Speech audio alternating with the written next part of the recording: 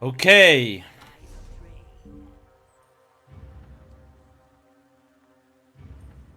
So to quickly talk about Telvar stones and what they do. Basically, when you are in the Imperial City DLC, so when this is the full map, here we have Summerset. Cyrodiil is the PvP zone. And in Cyrodiil, in the middle, you do have Imperial City. Now this is a separate DLC. It's this one here. So you can see new rewards and so on. This is included in ESO Plus, so if you have ESO Plus, you will automatically get it. This is the upper zone, which has districts. Each alliance can cap flags here, so you see this here is owned by Ebonheart Pact, this here is owned by Altmeri Dominion. And the more of those you have up here, you see capture bonus, 33% more Telvar stones. So when you kill monsters, bosses up here, you can gain Telvar stones. Those are those things here. Now, if an enemy actually, like if an enemy player or enemy monster kills you, they will take a certain percentage of your Telvar stones. Very important. That's a tricky thing about those. So Imperial City has a lot of PvP and also has a lot, well, not a lot. It has a lot of PV monsters and some PvP. So there is a lot of Nightblades that gank people just to take the Telvar stones. So usually go in here with a group or just if you want to see how it goes to test it out. Up there. Then there is also down here Imperial City sewers. It's a huge zone, okay? Here we have the Altmeri Dominion base, Daggerfall Covenant, Ebonheart Pact up here. And in the middle you have a huge room where you actually can get the Simulacrum of Molag Bal. Kind of lives there. And you can get the Soul Shriven skin from there. It has a very, very small drop chance. I also don't have it. It has a very low, like, small drop chance. Okay, when you actually die from a player, you lose 50% of your Telvar stones. Now in the right side corner, you also can see I have multipliers, 4x. So there is different multipliers you get. For example, when you have over 10,000 Telvar stones in your inventory, you get the 4x multiplier. So when you kill a monster or a boss, you get 4 times the stones. So the more, like, when you have over 10k stones, you get more rewards. But it's also riskier to carry them, because if you die, you will lose 50% of those. There is 4 tiers, I think. Like if you have 0 stones, you get the 1 multiplier. If you have over 100, you get double multiplier, something like that. And so on. And then there's a 3rd tier. I can't really remember that one. Now, what can you do with those stones? So there's a lot of things here. So here in the base, each alliance has a base down here. You can buy gear, for example, for Telvar stones. Pretty cheap, all in pen actually, and there is pretty cool things, especially this year, the Imperial Physique. So when you actually have the 4x multiplier, you see, you get more health, magic, and stamina. So you can run around with an insane amount of resources, but you have to be careful with your stones, obviously. Then there is more here. There's also boxes, if I remember correctly, that can contain jewelry, weapons, and so on. There you only really get the gear up there. Here you have the jewelry merchant. You see, the gold, you can get gold jewelry, but the 100k Telvar. Now, if you actually know how in the upper districts, if your alliance owns all the flags here, and you actually kill bosses, solo or duo, you can get a shit ton of stones really quickly. But it's quite hard. Not that easy.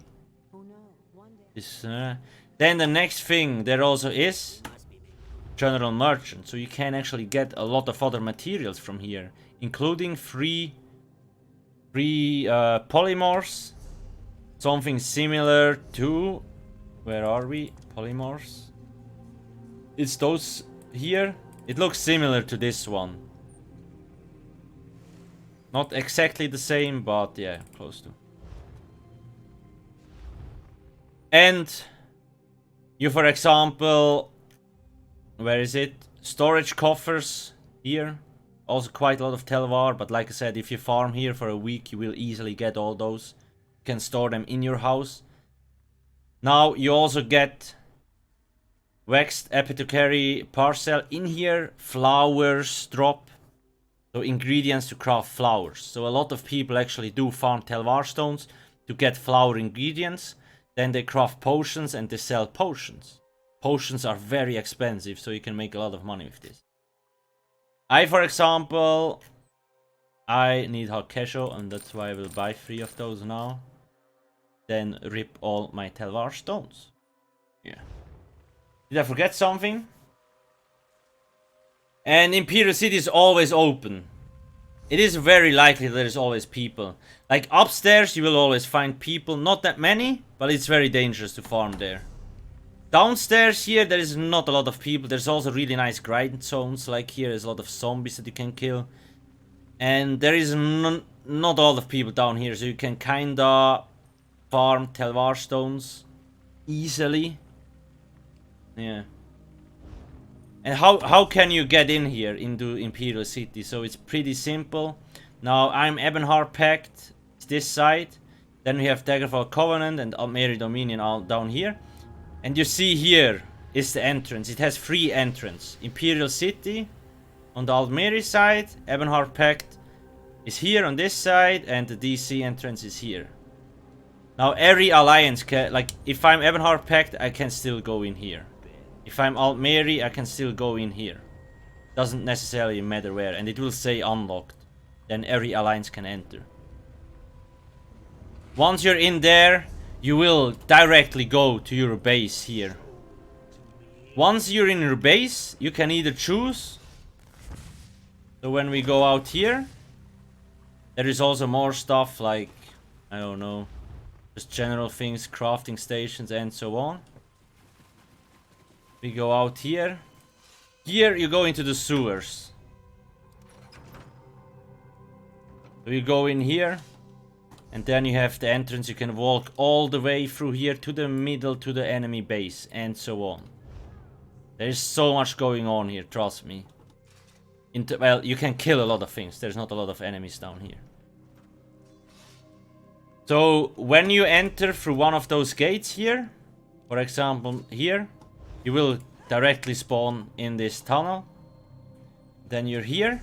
Now, how do you get up into the districts?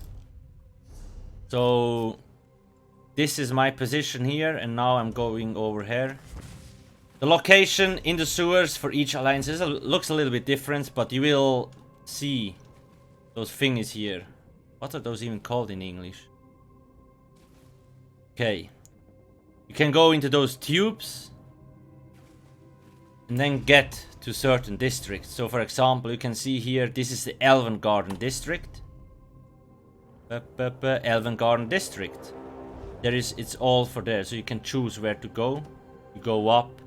Voila. A ladder, yeah, okay, the ladder. Pipes. Good point.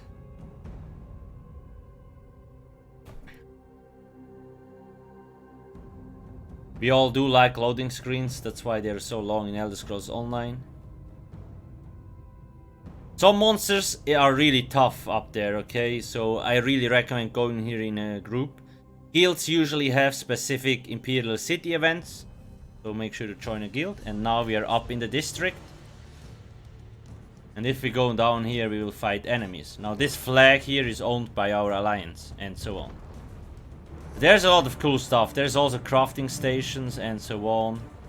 Trophy vaults to get like willpower, endurance and so on. That's more or less it. I don't want to make the video longer. Thanks for watching.